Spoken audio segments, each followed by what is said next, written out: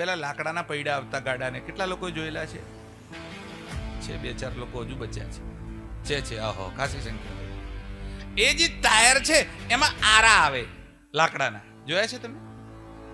કદાચ ત્યાં ન જોયા હોય તો 15મી જાન્યુઆરી 26 જાન્યુઆરી ને 15 ઓગસ્ટે જે ધ્વજ ફરકાવો એમાં અશોક ચક્ર છે, એમાં આરા છે 24, જોઈ લેજો. એ જે આરો છે એને કહેવાય સંસ્કૃતમાં નેમી.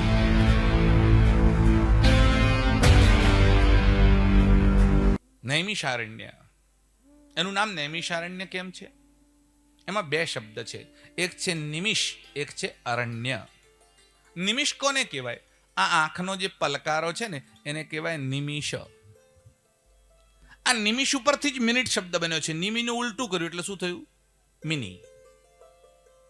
એ નિમિષમાંથી જ મિનિટ શબ્દ બન્યો અંગ્રેજીમાં. પણ આ નિમિષ જે છે, આંખનો પલકારો જે છે એને કહેવાય નિમિષ.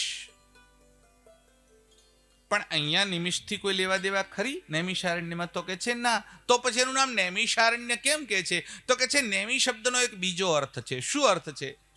તમે ચક્ર જોયું હશે. પેલા લાકડાના પૈડા આવતા ગાડાને કેટલા લોકો જોયેલા છે?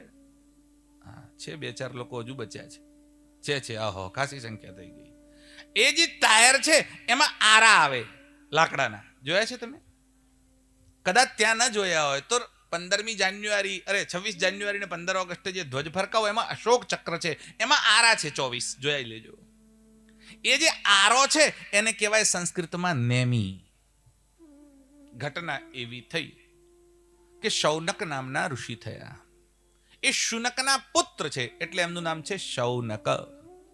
શુનક ઋગ્વેદી બ્રાહ્મણ છે.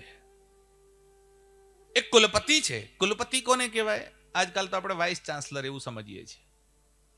કુલપતિ એટલે જેના ત્યાં 10,000 વિદ્યાર્થીઓ ભણતા હોય અને એ પણ એક પણ પૈસાની ફી લીધા વગર જમવા અને વસ્ત્ર પણ કુલગુરુ આપે અને એ વિદ્યાર્થીઓ ભણે એટલે ભોજનની વ્યવસ્થા, વસ્ત્રની વ્યવસ્થા અને ભણાવવાની વ્યવસ્થા જે વ્યક્તિ કરે એનું નામ કુલપતિ છે. અને એ પણ 1-2 વિદ્યાર્થી નહીં, 10,000 વિદ્યાર્થીઓને. શૌનક એટલે એમના પિતા શુનક એ કુલપતિ છે. કેટલું મોટું છાત્રાલય હશે જરા કલ્પના કરો. અંગ્રેજોએ અહીંયા પગ મૂક્યો ત્યારે અંગ્રેજોએ ગણતરી કરેલી છે. અંગ્રેજોના ડોક્યુમેન્ટમાં આજે પણ એ ઉપલબ્ધ છે. અંગ્રેજોએ લખ્યું છે કે ભારતમાં 10,000 ગુરુકુલ હતા એ વખતે, આજે નથી. અને એટલે અંગ્રેજોએ મેકોલોની પદ્ધતિ દાખલ કરીને ભારતના બધા જેટલા પણ વિદ્યાના પ્રતિષ્ઠાન હતા એને નાશ કરી દીધા, સાફ કરી દીધા.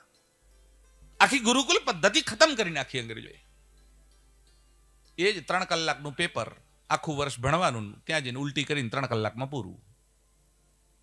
મતલબ આપણું જે વિદ્યાલય હતા એ હવે વિત્તાલય બની ગયા છે. વિદ્યાલયમાં અભ્યાસ કરતા ધંધો.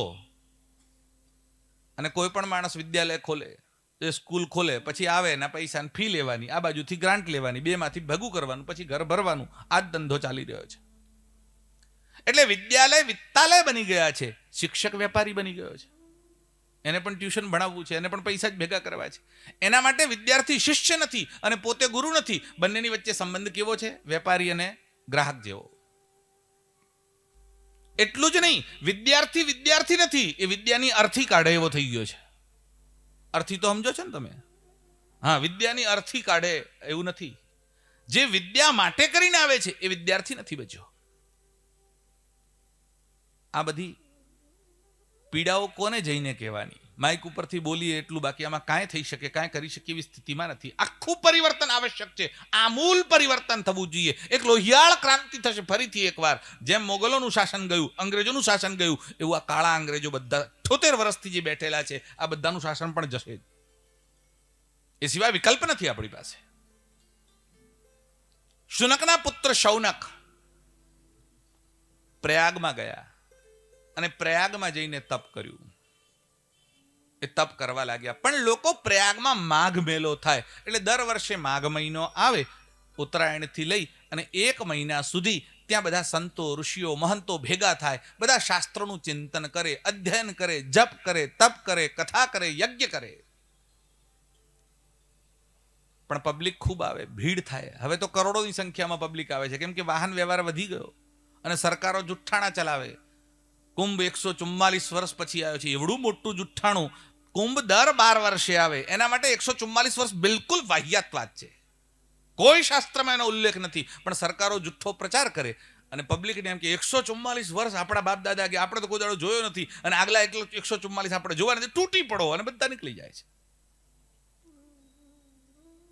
તમે જરા કલ્પના તો કરો, જો 144 વર્ષે આવતો હોય તો એની પહેલાનો જે કુંભ તો એ ગઈ વખતના 144 થયો, તો હવે જે આવશે એના પછીના કુંભથી 144 વર્ષ થશે કે નહીં થાય? દરેક કુંભમાં 144 થવાના છે. કયો કુંભ 144 નહીં થાય? એટલે એક જુઠ્ઠાણું ચલાવે અને બાકીના લોકો મંડી પડે છે. પણ પબ્લિક આવતી થઈ એટલે શૌનકના તપમાં વિઘ્ન થયું. શૌનકે કહ્યું, આટલી બધી પ્રજા આવે છે, કેવી રીતે કરવું? મારા તપમાં વિઘ્ન થાય છે. એટલે શૌનકે ભગવાનને પ્રસન્ન કર્યા અને બ્રહ્માજી પ્રસન્ન થયા. બોલે, શું જોઈએ છે? બોલે, તપ કરવા માટે એવી જગ્યા જોઈએ છે જે જગ્યાએ જઈ શાંતિથી હું ભગવાનનું ચિંતન કરી શકું. એવી પવિત્ર જગ્યા આપો. બ્રહ્માજીએ પોતાનું મનોમય ચક્ર છોડ્યું. એ ચક્રને આરા લાગેલા હતા અને ચક્ર છોડી અને કહ્યું, આ ચક્રની પાછળ પાછળ જાઓ. આ ચક્ર જ્યાં જાય અને એનો નેમી જ્યાં પડી જાય, એટલે એનો આરો જ્યાં તૂટે, એ જગ્યાને પવિત્ર સમજજો. શૌનક એની પાછળ ચાલ્યા. શૌનક ચાલ્યા એટલે બીજા ઋષિઓ ચાલ્યા. પછી તો 5, 25,000, 2,000, 5,000 લોકોની ભીડ વધતી ગઈ અને ચક્રે આખા ભારતની પ્રદક્ષિણા કરી ત્યારે 88,000 સંખ્યા થઈ ગઈ. અને જ્યારે એ ચક્ર અયોધ્યાની બાજુમાં આવેલા વનમાં જઈ અને એનો નેમી તૂટ્યો અને પાતાળમાંથી પાતાળ ગંગા પ્રગટ થઈ, એ સ્થાનનું નામ ચક્ર તીર્થ અને એ જગ્યાનું નામ નૈમિષારણ્ય થયું.